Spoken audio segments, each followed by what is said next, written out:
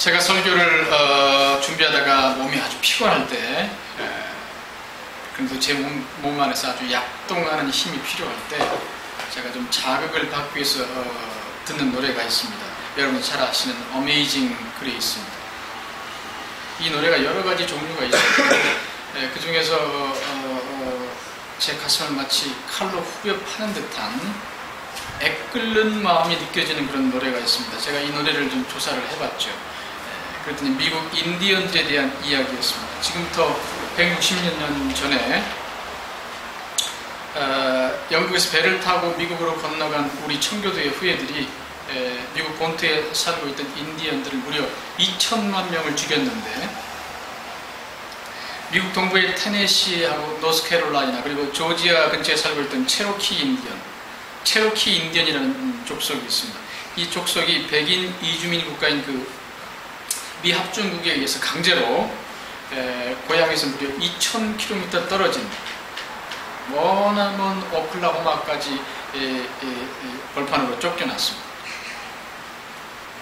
이때 이들이 미국 기병대에 쫓겨서 피눈물을 흘리면서 떠난 그 길을 미국 역사는 눈물의 길 또는 눈물의 행로라고 그렇게 말합니다.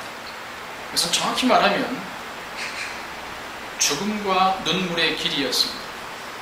그래서 이때 이들이 떠난 그 길을 그림으로 그린 것을 보면 그야말로 담요 하나 없이 맨몸으로 쫓겨나서 남녀노소 할 것 없이 거의 대부분 걸어서 이동을 했고, 아주 추운 겨울에도 그냥 맨 바닥에 누워서 잠을 자야 했습니다. 그래서 결국 추위와 굶주림 그리고 질병으로 인해서 약 4,000명이 중간에 숨을 거두었습니다. 여러분, 이 피눈물 나는 강제 이주는 그 다음에 봄이 돼야 겨우 끝날 수 있었습니다. 바로 이때 이 체로키 인디언들이 부른 노래가 바로 Amazing Grace였습니다. 그러니까 여러분, 이 노래는 본래 기독교 노래가 아니라 인생의 이유 없는 고난 앞에서 그리고 힘 있는 자들의 엄청난 핍박 앞에서 영생을 소원했던 그런 사람들의 미국의 전통 음악이었습니다. 근데 이 노래를 이 체로키 인디언들에게 가르쳐주는 사람이 누군지 아십니까? 그래서 이들과 함께 살면서 백인들의 강제 이주 정책에 반대해서 끝까지 법정 투쟁을 했던 백인 선교사 사무엘 워시스터였습니다. 그래서 이 체로키 인디언들은 추운 길바닥에서 담요 하나 없이 죽어가는 자신들의 가족을 위해서 이 노래를 불렀습니다.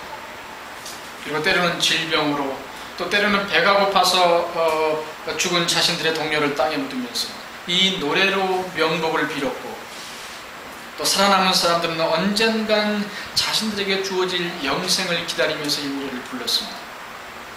이것이 전부 이 백인 선교사 사무엘 워시스터의 노력 때문이었습니다. 그래서 이들의 삶은 정말 처절했지만, 그래서 눈에 보이는 것은 전부 죽음과 저주 그리고 재앙뿐이었지만, 그런데도 이들은 이 노래 안에서 자신들의 미래를 보았고, 또 이 노래 안에서 자신들의 현실을 잊을 수 있는 힘을 얻었습니다. 여러분, 이와 같이 인생은 고개 하나 돌리면 천국이 보이고, 또 인생은 고개 하나 돌리면 지옥이 보입니다. 내가 지금 살고 있는 이 현실을 보면 지옥이 보여요. 그러나 내가 처해 있는 이 현실에 내 인생의 의미를 생각하고 해석해보면 천국이 보여요. 내가 원하는 대로 일이 잘 안 돼요. 그러나 그렇게 하신 하나님의 의미를 생각해보면 천국이 보일 수 있어요. 어떤 신용불량자가 그러더군요. 자기는 카드를 못 쓰기 때문에 어디 마트에 가서 물건 하나 살 수가 없고, 집에서 먹는 반찬도 고기 하나 못 먹는 이런 인생. 어떤 친구는 매일 그 돈가스를 구워주지 않은 밥을 안 먹는데, 그래서 집에서 매일 김치 하나 넣고 밥에 물을 말아 먹어야 되는 그런 인생이 무슨 살 가치가 있냐, 이런 인생이 무슨 의미가 있냐고 그렇게 말을 합니다. 여러분, 이건 다 경험에서 나오는 얘기입니다. 그러나 인생은 여러분 고개 하나 돌리면 이쪽으로 돌리면 천국이 보이고 또 고개 하나 저쪽으로 돌리면 지옥이 보이는 것처럼 우리 인생의 천국과 지옥을 결정짓는 그런 요소라고 할까요? 아니면 이해의 폭이라고 할까요? 그런 것이 하나 있습니다. 그게 뭔가 하면 제가 지난주에 말씀드린 것처럼 이 세상은 우리를 성공의 길로 인도하기 위한 것이 아니라 예수 그리스도가 메시아라는 것을 증거하기 위한 그런 요소들로 아주 가득 차 있다는 거죠. 우리 인생을 성공을 위한 것이 우리의 타고난 목적으로 생각하면 괴로워요. 너무너무 고달퍼요. 인생이 해석이 안 돼요. 늘 시험과 고통과 환란 속에서 인생에 짓눌려서 헤어나지 못해요. 빠져나오질 못해요. 그러나 우리 인생이 우리의 성공을 위해서 하나님이 우리를 이 땅에 보낸 게 아니라 우리를 통해서 예수 그리스도가 증거되기를 원해서 보냈다고 생각하면 달라요. 절대로 절망하지 않습니다. 여러분 이것을 알고 나면 우리 인생의 모든 고통과 슬픔이 다 사라질 수 있습니다. 왜냐하면 우리 인생이 나를 세우고 나를 증거하기 위한 것이 아니라 예수 그리스도를 증거하기 위한 삶이라는 것을 알기 때문에 우리 인생의 고통과 슬픔에 연연하지 않은 그런 초월적인 삶이 가능하다는 것입니다. 여러분 내일 당장 카드빚 300만 원을 갚지 못하면 신용불량자가 되는 사람이 있다고 한번 생각해 봅시다. 그러면 일단 모든 방법을 다 써보겠죠. 그러다가 안 되면 이제 내 인생은 끝이다. 그래서 하나님은 왜 이렇게 똑같이 예수 믿고 사는데 어떤 사람은 돈 걱정 없이 떡떡거리면서 살게 해주시고 어떤 사람은 애들 신발 하나 사주는 것도 먼저 지갑부터 확인해야 되는 이런 인생. 이런 기가 막힌 세상을 내가 더 살 필요가 뭐가 있냐고 그런 극단적인 생각을 하게 되고 심지어는 자살까지 하게 됩니다. 이것을 완전히 여러분 거꾸로 한번 생각해 보십시오. 그러면 우리 인생은 내가 이렇게 성공했다는 것을 자랑하는 것이 아니라 내 인생은 예수님을 증거하기 위한 인생이라는 것을 생각하면 신용불량자가 되고 인생의 실패에도 이것을 다르게 볼 수 있다는 것입니다. 그러면 순식간에 우리의 마음이 지옥에서 천국으로 바뀌는 것을 알 수 있습니다. 그리고 우리에게 전혀 다른 세계가 열리는 것을 경험할 수 있습니다. 그러니 여러분 이제부터 내가 잘못해서 내 인생이 이 모양 이 꼴이다 이런 말을 절대로 하지 마십시오.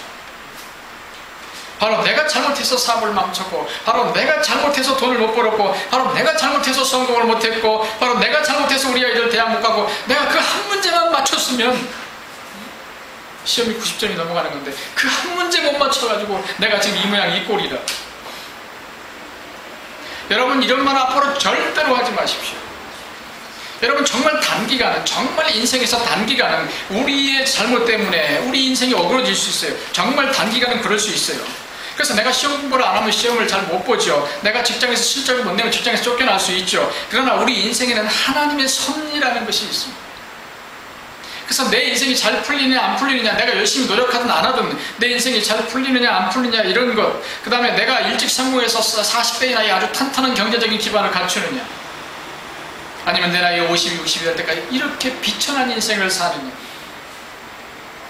이런 모든 것을 결정하는 것은 우리가 아니라 바로 하나님입니다. 우리의 노력에 의해서 인생의 결말이 맺혀지는 것이 아니라 하나님의 뜻에 의해서 결정입니다. 여러분 로마서 14장을 보십시오. 좀 앞으로 넘어가셨어. 로마서 14장 7절에서 8절입니다. 로마서 14장 7절에서 8절 같이 읽겠습니다. 우리 중에 누구든지 자기를 위하여 사는 자가 없고 자기를 위하여 죽는 자도 없도다. 우리가 살아도 주 위하여 살고 죽어도 주 위하여 죽나니 그러므로 사나주나 우리가 주의 것이다. 이와 같이 사도 바울은 우리 인생이 다 예수님을 나타내기 위한 것이라고 이렇게 말합니다. 그래서 내가 잘 살고 못 살고 상관없이 내가 건강하고 건강하지 못한 것 상관없이 우리 인생이 다 예수님을 나타내기 위한 것이라는 거예요.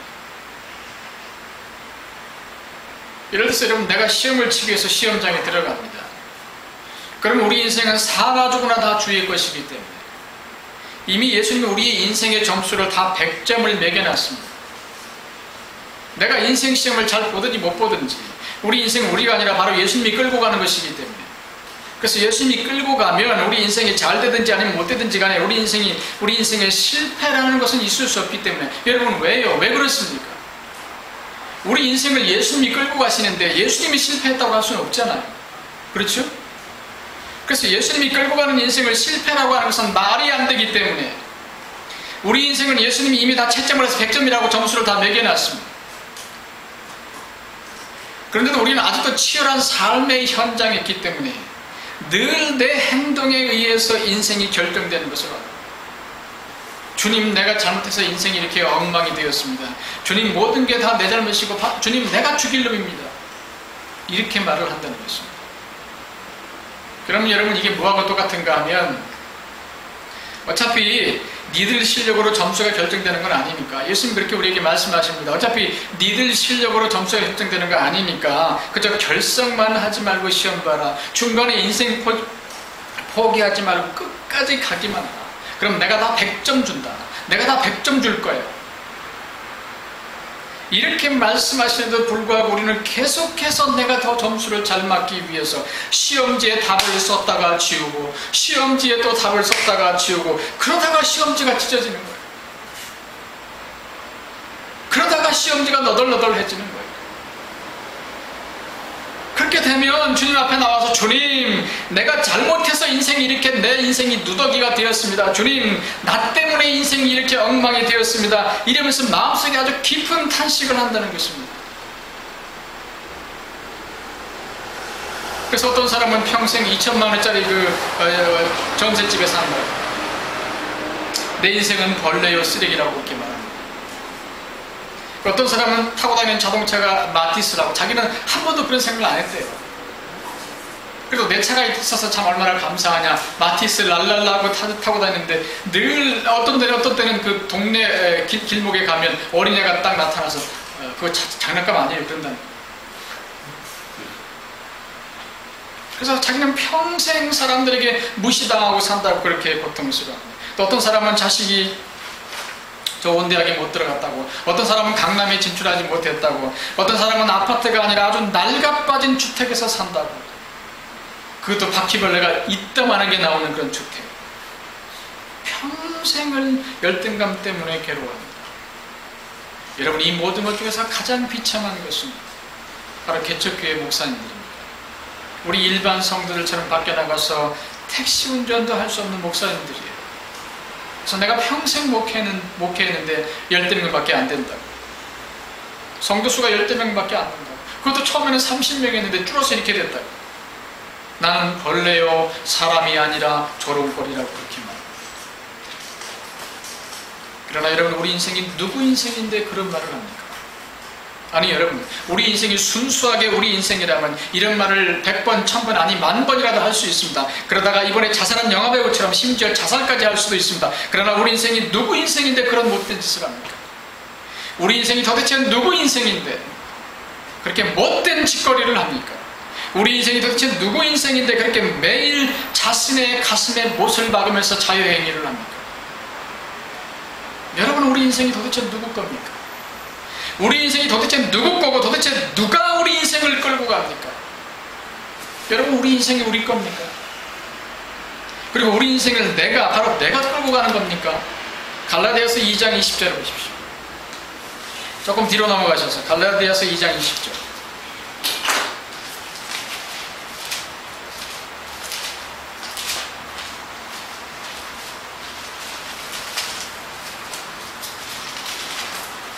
갈라디아서 2장 20절입니다. 같이 읽겠습니다. 내가 그리스도와 함께 십자가를 박혔다니 이제는 내가 사는 것이 아니요 오직 내 안에 그리스도께서 사신 것이라. 이제 제가 그리스도 정령이 사는 것은 나를 사랑하사 나를 위하여 자기 몸을 거시니 내 아들을 믿는 믿음에서 그런 것이다. 여러분, 여기서 중요한 것은 우리는 이미 십자가에 못 박혀 죽었기 때문에 우리 인생은 없습니다. 다시 말씀드립니다. 우리는 이미 십자가에 못 박혀 죽었기 때문에, 예수를 믿는 순간 예수 그리스도와 함께 십자가에 못 박혀 죽었기 때문에 우리 인생은 따로 없어요. 우리 인생은 이 지구상에서 사라지고 없어요. 내 인생은 없어요. 그리고 이제부터 내가 아니라 바로 주님이 우리 안에서 자신의 인생을 사시는 거예요. 내가 부자가 되든지 가난한 자가 되든지 내가 존귀한 자가 되든지 내가 비천한 자가 되든지 그것이 내 인생이라면 힘들고 어렵고 고통스럽죠. 그러나 주님의 인생이기 때문에 해석이 달라야 된다는 것입니다. 그런데도 내가 교회에 부흥 못 시켰다고, 내가 실수하고 내가 실패했다고, 이 세상에 예수 믿는 사람은 전부 다 주님의 인생인데 그런데도 내 인생이 따로 있는 줄 알고 바로 내가 잘못해서 인생이 이 모양이 이 꼴이라고 자신의 가슴에 수없이 상처를 내는 사람들이 있습니다. 그러나 여러분, 시험지가 찢어졌다고, 인생 시험을 보다가 시험지가 내 실수 때문에 너덜너덜해졌다고 우리의 시험 점수가 바뀌는 것이 아닙니다. 안 바뀌어요.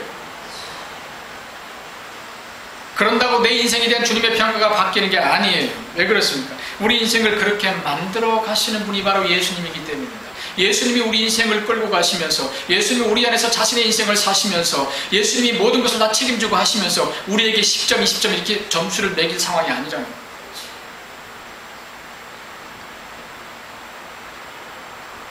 그래서 여러분, 우리 인생을 때로는 고달프게 하시고, 때로는 실패하게 하고, 때로는 먹을 때거리가 없게 하시고, 때로는 대학에 떨어지게 하고, 때로는 정말 아무것도 되는 일이 없게 해서 인생은 내가 아니라 바로 주님의 것이구나 라고 생각하게 하시는 분이 바로 예수님입니다. 여러분, 반대로 내가 열심히 해서 교회가 1000명, 2000명이 되었다고 합시다. 그렇다고 그 교회가 여러분 내 교회가 되는 겁니까? 그리고 그 일이 정말 내가 한 일이 되는 겁니까? 만약 그렇다면 그 사람은 정말 사뿐 목자가 돼요. 이 세상의 모든 비난을 다 받으면서도 자기 자식에게 교회를 물려주는 세습 목사가 되고, 교회 재정을 마치 자기 것처럼 쓰는 횡령 목사가 되는 것입니다. 세 가지 목사님들의 비리가 있어요. 첫째는 뭐예요? 사꾼 목사, 두 번째는 세습 목사, 세 번째는 횡령 목사. 여러분들의 목사가 이런 목사가 안 되기를 기도하십니다. 전혀 감동도 없고 바늘도 없고 전혀 여기에 대해서 의사표시를 안 하시는 거예요.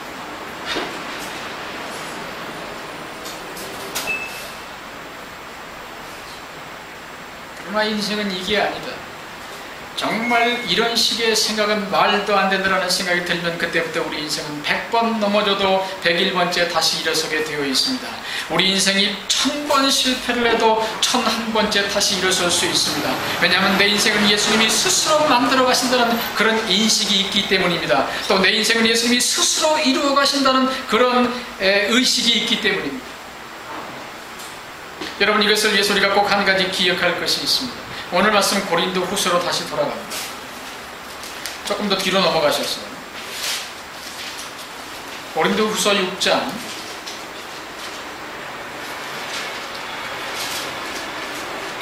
9절에서 10절입니다. 고린도 후서 6장 9절에서 10절 같이 읽겠습니다. 우리는 무명한 자 같으나 유명한 자예요. 죽은 자 같으나 우리가 살고 징계를 받는 자 같으나 죽임을 당하지 아니하고, 신실한 자 같으나 항상 기뻐하고, 가난한 자 같으나 많은 사람을 부유하게 하고, 아무것도 없는 자 같으나 모든 것을 가진 자다. 여러분, 바로 여기에 성경의 가장 위대한 사상 중에 하나가 나옵니다. 그것은 이 세상과 성경은 완전히 거꾸로 간다는 것입니다.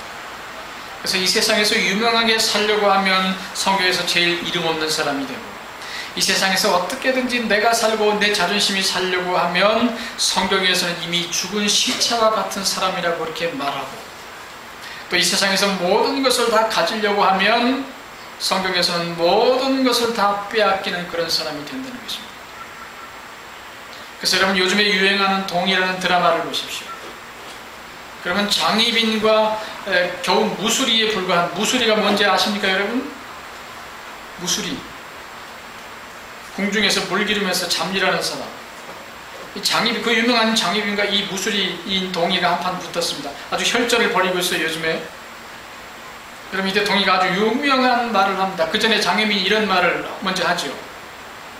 용서는 힘이 없는 자가 힘이 있는 자에게 비는 것이다. 그러니 넌 나에게 용서를 빌어야 된다. 그러자 나중에 왕의 아들을 낳는 동이가 그렇게 말을 합니다. 아닙니다. 히빈마마. 용서는 죄 있는 자가 죄 없는 자에게 빌어야 됩니다. 그러니 히빈마마가 잘못을 인정하십시오. 여러분 지금 이 수준 높은 얘기를 따라오고 계십니까? 그러나 여러분 히빈은 절대로 그렇게 안 하죠. 그래서 가난과 고통 그리고 의의 길을 가는 동이를 죽이려고 합니다. 이때 여러분이 히빈의 마음에 한 가지 불길한 생각이 떠오릅니다. 그것은 구약에 나오는 선지자처럼 어느 날 갑자기 히빈을 찾아와서 아주 충격적인 말을 하고 간 어떤 도인의 말입니다. 이 도인이 장희빈에게 이런 말을 합니다. 마마님은 자신이 원하는 것을 다 이룰 겁니다. 그래서 모든 것을 다 가질 겁니다. 그러나 바로 그때 마마님보다 더 큰 하늘의 은혜를 입은 사람이 나타나서 마마님이 가진 것을 다 빼앗아 갈 것입니다. 그래서 결국 아무것도 가지지 않은 자가 모든 것을 다 가진 자를 이길 겁니다. 여러분 바로 이 사람은 동의를 말하죠. 그러나 여러분 저는 이 마지막 말을 통해서 결국 아무것도 가지지 않은 자가 모든 것을 다 가진 자를 이길 겁니다 해서 예수님의 십자가를 보는 거예요. 그리고 사도 바울이 말하는 오늘 말씀의 진정한 뜻을 보았습니다. 그렇죠. 성경은 이 세상에서 아무것도 가지지 않은 자가 이 세상에서 모든 것을 다 가진 자를 결국 이기는 거죠. 세상의 논리에 완전히 반대로 가는 거죠. 그래서 그 사람이 가진 명예와 성공이라는 타이틀을 정말 아무것도 아닌 것으로 그렇게 만들어버리는 거죠. 하나님이 선택하신 사람들의 삶을 통해서, 하나님이 선택하신 사람들의 마지막 열매를 통해서 하나님은 이 세상에 가진 자, 이 세상에서 힘을 휘두르는 자, 이 세상에서 모든 것을 다 가지려는 자들의 모든 타이틀을 다 아무것도 아닌 것으로 만들어버리는 거죠.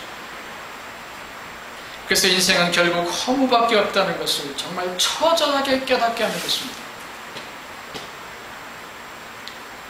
그래서 여러분 이스라엘 백성이 출애굽할 때 하나님은 정말로 아무것도 없는 광야로, 풀 한 폭이 나지 않는 광야로 이스라엘 백성을 몰고 가셨습니다. 근데 왜 그렇게 하셨을까요? 여러분 도대체 왜 그럴까요? 아니 이스라엘 백성이 좀 가나안 땅에 들어가기 싫다고 땡깡을 부리면 좀 혼을 내서 들어가게 하면 되지, 왜 그렇게 40년 동안 아무것도 할 수 없는 광야로 사람들을 데리고 가셨을까요? 여러분 하나님이 도대체 왜 그러셨을까요? 여러분 광야의 제일 큰 특징은 어디를 가든지 절망뿐이라는 것입니다. 그래서 이 일을 해도 안 되고 저 일을 해도 안 되고 집에 생활비가 없어서 시장에서 멸치 장사를 해도 안 되고 제가 시장에 갈 때마다 얼마나 괴로운지 몰라요. 여러분 저는 기독교 목사예요. 얼마나 하나님의 사랑과 긍휼이 있겠습니까? 또 이런 얘기는 반응이 없으시죠. 정말 인색하십니다. 그래서 저는 시장에 가면, 제가 자주 가는 시장에 가면 과일 가게가 두 개가 서로 마주보고 있는데 아주 융성하고 싱싱하고 잘 팔리는 과일 가게는 절대 안 갑니다. 안 팔리고 초라하고 시들시들한 과일 가게를 가요.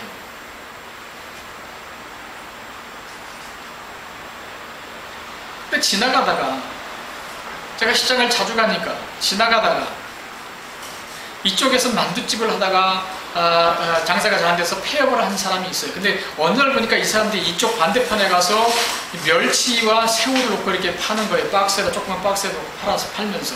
내가 여러분 시장에 가서 이 남자가 멸치 살 일이 뭐가 있습니까? 저는 그냥 지나가요. 근데 그 양반이 늘 저를 보고 인사를 하는 거예요. 그럼 저는 부담이 됩니다. 저 멸치를 사야 되는데.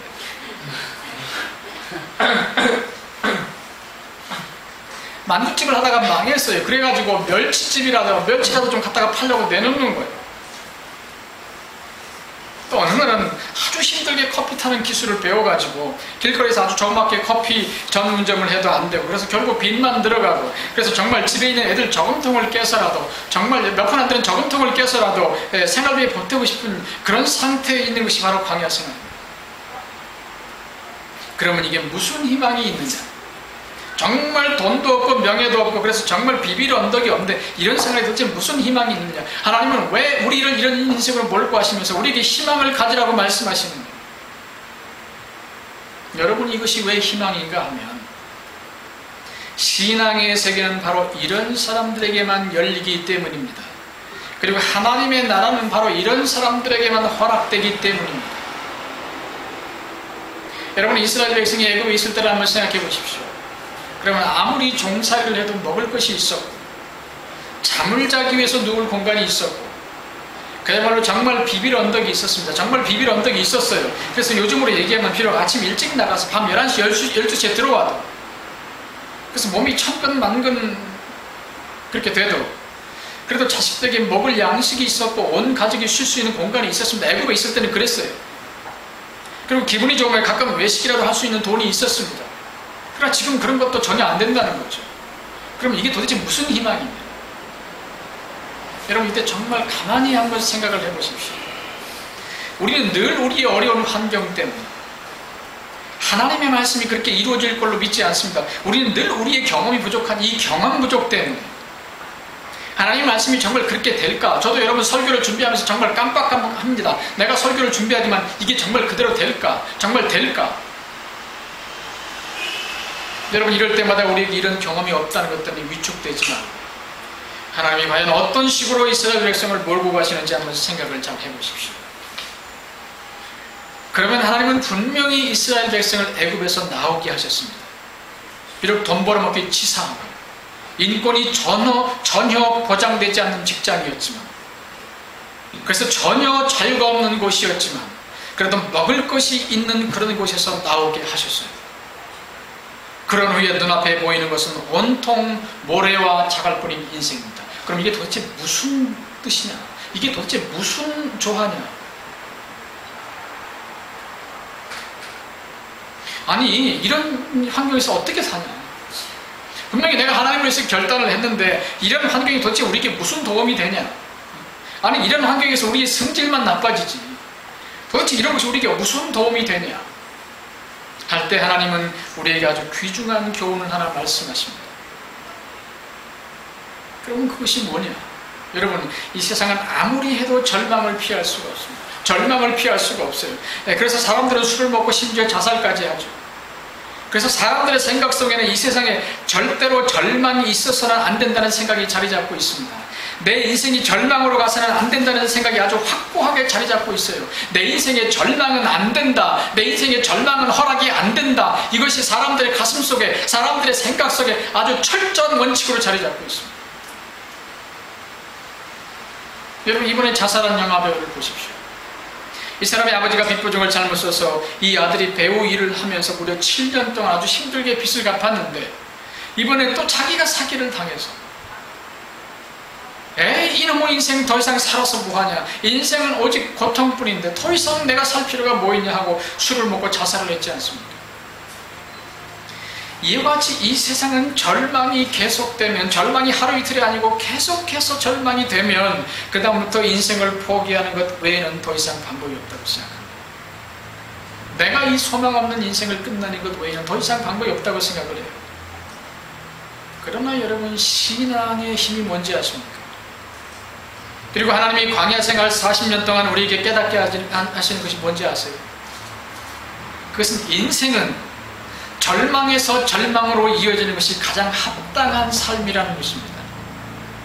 인생은 절망에서 절망으로 이어지는 것이 우리에게 가장 희망적인 미래를 약속한다는 것입니다. 목사님 드디어 미치셨군요. 무슨 그런 말도 안 되는 얘기를 하십니까? 여러분, 하나님이 좀 제발 좀 생각을 해보세요. 차분히 좀 앉아서 생각을 해보세요. 하나님이 인생을 이렇게 절망이 연속되는 절망의 모드로 만들어 놓으신 이유를 한번 생각해 봐야 됩니다. 여기에는 반드시 하나님의 뜻이 있어요. 우리는 이걸 먼저 좀 생각을 해봐야 돼요. 여러분, 하나님은 왜 이렇게 인생을 절망 모드로 만들어 놓으셨겠어요? 도대체 그 이유가 무엇입니까? 여러분, 어떤 사람이 대출해서 집을 샀습니다. 근데 요즘은 이자가 어마어마하죠. 그리고 집값이 너무너무 떨어져가지고 이제는 집을 팔아도 본전도 못 건지는 그런 상황이 되었습니다. 그리고 설상가상으로 자식은 대학에 떨어져서 집에서 놀고 있습니다. 그런데다가 남편마저 직장에서 언제 해고를 당할지 모르는 그런 상황입니다. 근데 이게 전부 하나님이 허락하셔서 된 거거든요. 그럼 그 이유가 무엇이겠습니까? 여러분, 혹시 이러다가 심연불량자가 되면 어떻게 합니까? 그러면 그렇게 살면 되죠. 그렇죠? 잘 살고 있잖아요. 그리고 혹시 이러다가 밥을 굶으면 어떻게 합니까? 그럼 그렇게 살면 되는 거죠. 혹시 이러다가 애들 학비가 없으면 어떻게 합니까? 그럼 그렇게 살면 되는 거죠. 근데 이 모든 것의 이유가 무엇입니까? 하나님이 도대체 왜 그렇게 하시겠어요? 그 이유는 여러분, 하나님이 우리에게 네가 할 수 있는 것이 아무것도 없는 그런 세계가 바로 신앙의 세계야. 바로 이걸 알려주시기 위해서 그렇게 하시는 것입니다. 네가 할 수 있는 것이 아무것도 없는 그런 세계가 바로 신앙의 세계야. 하나님은 이 한 가지 사실을 가르쳐 주시기 위해서 우리의 일생을 소비하십니다. 우리의 일생을 소비하세요. 여러분, 하나님이 이스라엘 백성을 왜 풀 한 폭이 나지 않는 광야로 몰고 가시는지 한번 생각해 보십시오. 여러분이 광야는 우리 인간이 할 수 있는 일이 아무것도 없습니다. 정말 아무것도 없어요. 그러면 이스라엘 백성이 이 속에서 무려 40년을 살면서 도대체 무슨 생각을 했을까요? 아침에 눈을 뜨긴 뜹니다. 아침에 일어나서 하루를 시작하지만 정말 아무것도 할 수 없는 40년의 세월을 보내면서 이 사람들이 도대체 그 속에서 무슨 생각을 했을까요? 여러분, 우리 아들이 말을 잘 안 듣습니다. 그리고 우리 남편이 속을 썩입니다. 생활비는 아주 쥐꼬리만큼 갖다 주면서 자기가 의사라고, 그리고 자기가 돈 버는 사람이라고. 근데 당신은 집에서 뭐 하냐고, 당신은 집에서 돈 쓰는 일밖에 하지 않는 사람 아니냐고, 그렇게 부인을 무시하고 부인의 가슴에 대못을 박습니다. 제가 설교 시간에 드는 예화는 다 싫어합니다. 그런데도 아무것도 할 수 없는 자신을 보면서 이 부인이 도대체 무슨 생각을 해야 될까요? 에이, 이놈의 인생 약을 먹고 확 죽어버릴까, 이런 극단적인 생각을 해야 될까, 아니면 다른 생각을 해야 될까? 여러분, 내가 신학교에 가서 목사가 되고 싶었습니다. 그래서 그 좋은 직장 다 때려치고 가족들의 반대를 무릅쓰고 드디어 목사가 되었습니다. 처음에는 아주 좋은 목사가 되려고 성경도 많이 읽고 온갖 좋다는 프로그램도 다 듣고, 그래서 어느 정도는 부끄럽지 않게 준비를 했습니다. 그런데도 교회들이 전부 다 인맥을 통해서 사람을 쓰지, 그냥 서류만 갖다 내는 사람을 쓰지 않기 때문에 어떻게 할 수 없이 개척교회 목사가 되었습니다. 그래서 개척한 지 10년이 다 돼가는데도 하나님은 도대체 사람을 보내주시질 않습니다. 그럼 이 목사님이 도대체 무슨 생각을 해야 될까요? 그것은 여러분, 하나님 우리에게 평생을 통해서 가르쳐 주기를 원하시는 것은, 신앙은 내가 아브라함의 아내 사라처럼 점점 늙고 무기력해지는 그런 상황에서, 그래서 아무도 나에게서 하나님의 일을 기대하지 않는 상황에서, 당신이 교회 집사가 되고 목사가 됐지만 이날 이때까지 당신의 사는 모습을 보니까 이제 더 이상 당신에게는 하나님의 일을 기대할 수 없다는 그런 사형 선고가 내려졌을 때, 그래서 이제는 더 이상 살고 싶은 마음이 없고 하나님을 믿는 것이 오히려 지긋지긋해지는 바로 그때, 그래서 내가 이날 이때까지 하나님을 떠나지 못하는 것이 오히려 후회가 되는 바로 그때, 하나님은 새로운 생명의 역사를 일으키십니다. 우리는 이걸 통해서 신앙은 결국 내가 죽는 거구나, 그래서 내 인생이 사라지고 하나님의 인생이 시작되는구나, 그러면 이 세상에 생명이 공급되는 그런 일이 시작되겠구나 하고 이것을 깨닫는 것입니다. 그래서 여러분, 아브라함의 아내 사라를 보십시오. 그럼 어떤 사람은 사라가 임신을 못하게 된 것에 대해서 하나님이 사라의 태를 아예 시멘트로 발라버렸다는 아주 과격한 표현을 쓰는데, 어쨌든 여러분, 아브라함은 믿음의 조상이기 때문에 우리가 아브라함을 통해서 믿음이 무엇인지를 알 수 있고, 그 대표적인 일이 하나님이 사라의 태를 아예 시멘트로 발라버리는 것입니다. 저도 굉장히 과격한 표현을 쓰겠습니다. 하나님이 사라의 태를 아예 시멘트로 발라버리는 거예요. 이것은 아브라함과 사라의 완전한 죽음을 말합니다. 그러나 여러분, 놀라운 게 뭔지 아십니까? 하나님은 아무나 신앙적인 일 때문에 절망하게 하시지 않습니다. 하나님은 아무나 신앙적인 일 때문에 절망하게 하시지 않습니다. 여러분, 아브라함의 조카 롯을 보십시오. 그러면 롯은 아브라함과 헤어지면서 전혀 신앙 때문에 절망하지 않았습니다. 그래서 소돔과 고모라에서 아주 행복하게 살았죠. 그런데도 하나님은 유독 아브라함만 인생의 모든 길을 다 막아서라도, 유독 아브라함만 인생의 모든 길을 다 막아서라도 죽음과 절망의 길로 몰고 갔습니다. 그런 다음에 하나님이 하신 일은 결국 이 세상에 생명을 가져오는 이삭을 세상에 내놓는 일이었어요. 이와 같이 하나님은 자신이 특별히 선택하신 그런 사람들에게만 깊은 신앙의 골짜기를 가게 하시고 쉽게 허락하시지 않는 인생을 만들어 가십니다. 그리고 바로 그런 다음에 그 사람의 후손을 통해서, 그 사람의 사역을 통해서 이 세상에 생명 낳는 일을 시작하게 하십니다. 사랑하는 여러분, 오늘 여러분이 앉아있는 그 자리가 바로 그런 자리인지 한번 확인을 해보시기 바랍니다. 그래서 여러분이 지금까지 걸어온 길이 하나님이 롯처럼 인도하시지 않고 아브라함처럼 인도하셨다는 생각이 들면 하나님은 틀림없이 여러분에게 절망을 주시겠지만 그에 못지않게 또한 하나님은 반드시 여러분을 통해서 이 세상에 생명을 낳는 그런 일을 시작하실 것입니다. 그래서 이 소망 없는 세상에 하나님의 참 생명이 무엇인지를 보여주는 그런 증인이 되게 하실 것입니다. 여러분 이것을 기억하시고 지금 여러분이 앉아 계신 그 자리를 확인하시고 그 자리가 혹시 절망의 자리라고 생각이 되면 기뻐하시고 감사하시길 바랍니다. 하나님은 여러분을 통해서 천에 하나 만에 하나 고르고 뽑은 여러분을 통해서 세상 모든 사람이 롯의 길을 가고 세상 모든 사람이 소돔과 고모라를 걸어가는 이 현실 속에서 오직 여러분의 인생길을 막아서서 나만 안 되고 나만 절망하는 자리에 가게 하셔서 결국 여러분을 통해서 이 세상에 생명을 공급하는 그런 일을 시작하실 것입니다. 그래서 기억하십시오. 기도하겠습니다.